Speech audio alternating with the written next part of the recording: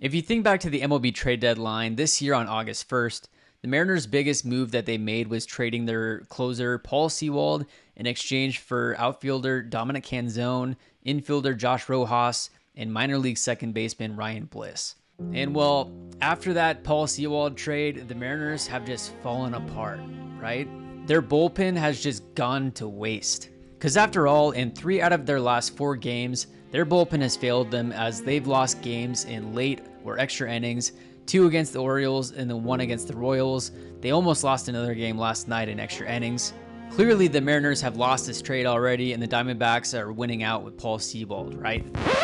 Not so fast. Let's pump those brakes. Immediately following the MLB trade deadline, the Mariners went on an 8-game winning streak. The Diamondbacks went on a 9-game losing streak. The Seattle Mariners bullpen since the trade deadline, including their blow-up in Kansas City last night, has a 1.89 ERA. Gabe Speier has now pitched 9.1 scoreless innings over his last 11 appearances. Justin Topa now has not allowed a run in his last 11 appearances, which span 9.1 innings, and opponents are hitting just 182 with 1 walk and 8 strikeouts during that span against Topa. And if you think back to last night, Taylor Saucedo got his first career save after Andres Munoz was taken out. On the year, the Mariners bullpen is 24-21 with a 3.44 ERA over 395 innings pitched, with 443 strikeouts and 155 walks over those innings. Paul Sewald, by the way, accounted for 43 out of the 395 innings pitched. And since July 1st, Seattle relievers lead the majors with a 2.48 ERA, which includes 147 strikeouts, 46 walks over 123 in a third innings pitched. Point being is that although Brash and Munoz have had their moments, along with some other guys like Justin Topa, I think will step in and get some save opportunities. Guys like Gabe Speier, Taylor Saucedo. I think you roll out a combination of these guys as a closer committee and you're looking pretty solid. By the way, since he was traded to the Diamondbacks a little over 2 weeks ago, Paul Sewald has pitched in just 5 games, 4 total innings. He's 3 for 4 in save opportunities. He had 1 blow-up game that skewed the results. He gave up 2 home runs, 3 earned runs in 1 outing. But like last night, I saw people on Twitter complaining about how the Mariners were losing these close games of the past 3 days because Paul Sewald wasn't here. Like, is Paul Sewald going to pitch in every close game that you have? Is he really going to get a save in all of those opportunities? Is he really the difference in why the Mariners have lost him in those close games? Is Paul Sewald the reason why the Mariners lost a 1-0 game against the Orioles after Kirby threw 9 scoreless innings? I think not. And then you think that Canzone is the reason why the Mariners were in the game on Sunday.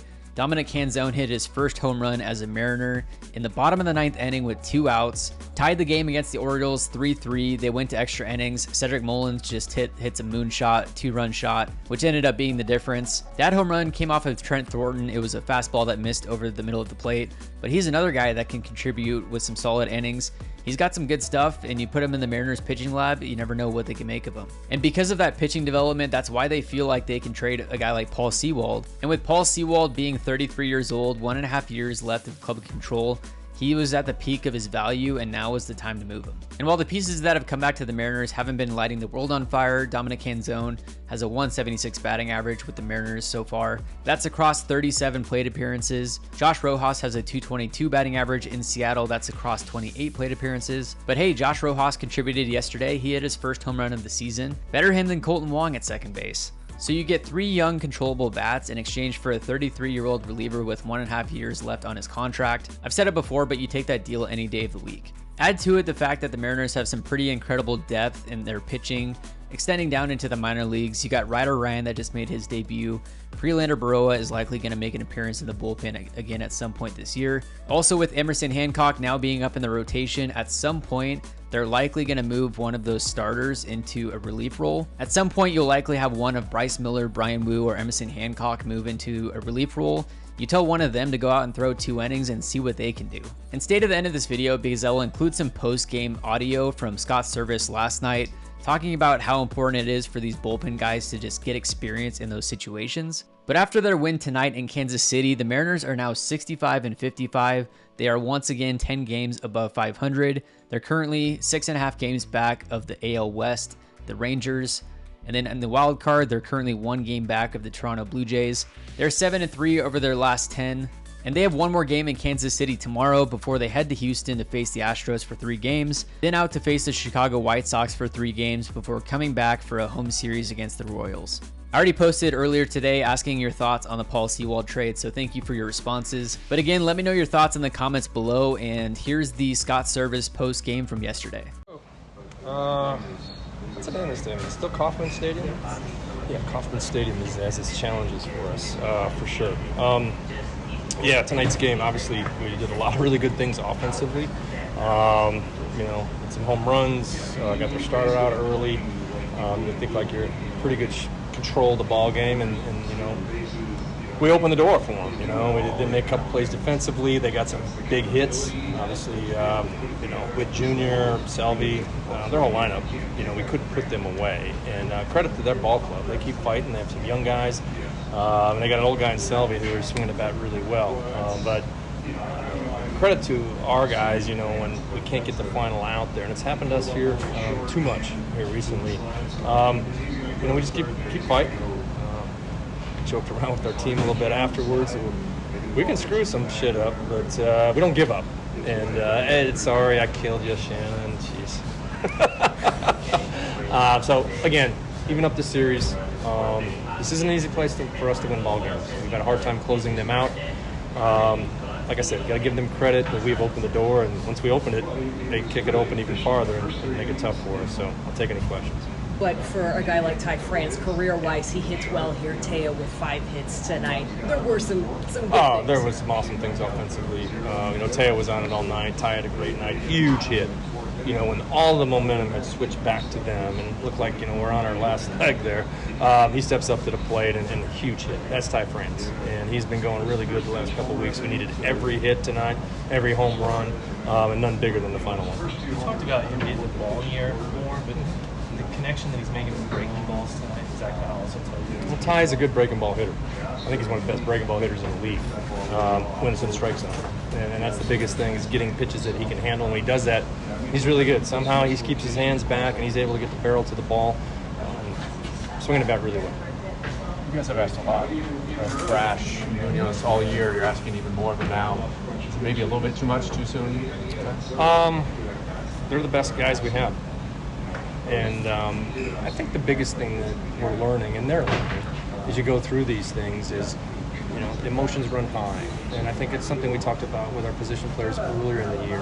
When the bases are loaded and you're up to the plate, the pitcher's on the pitcher. I think our guys need to understand on the mound, a guy in the box, especially when we get ahead in the count, we haven't been able to finish hitters off. Getting the chase just out of the zone or whatnot. We struggled with that, and that's about execution. So we need to get better. You go through these lulls, so to speak, you learn from it and move forward.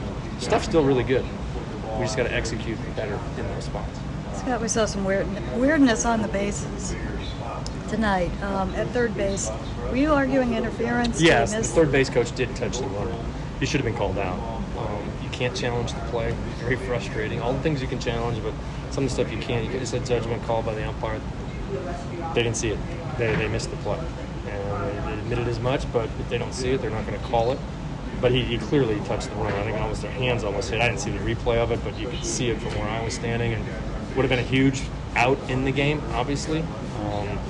But there was a lot of things that happened in this game, other than that dictated it going into 10 innings. How much of it? You are kind of missing your quarterback in the middle of the infield right now. You do have new players out there. Is there an adjustment right now? It is a big adjustment. I think anytime you don't have your guy, so to speak, and JP really is, and we miss him dearly. Hopefully he's going to be back here by the weekend. We'll see. He's getting better. But anytime you have a core player like that is in the middle of the field, that's been through everything we've gone through, the ups and the downs, and being able to slow it down and talking to pitchers and doing all the things he does offensively, we miss him. Things happen throughout the course of the year. Players get hurt. They get banged up. We've got to continue to fight through it. He'll be back, and he'll be as effective as he ever has. Feels like forever ago that Emerson Hancock was on the mound. What did you see from him, and what kind of happened there in the 5th before the grand slam? Well, we didn't catch pop-up, first of all. Again, we opened the door. When we open a door against a young team like this, they just keep after it. They keep swinging. But I thought Emerson was effective. He got after, was very aggressive with his fastball. Secondary pitches, a little inconsistent, but you look up, there's 4 shutout innings. You feel good about hitting him. we're up 7-0. I'm thinking, okay, we can maybe get 6 innings out of Emerson tonight. And then, obviously the 5th inning got away from us. With the big grand slam there to get them back into the game. But it all started with a drop, pop up that fell in, just like the 9th inning. It starts with an error, and you open the door, and they took advantage. We won the game. Let's not forget we won the game. Okay, credit to our guys. All right, guys, goodbyes only. Don't forget it.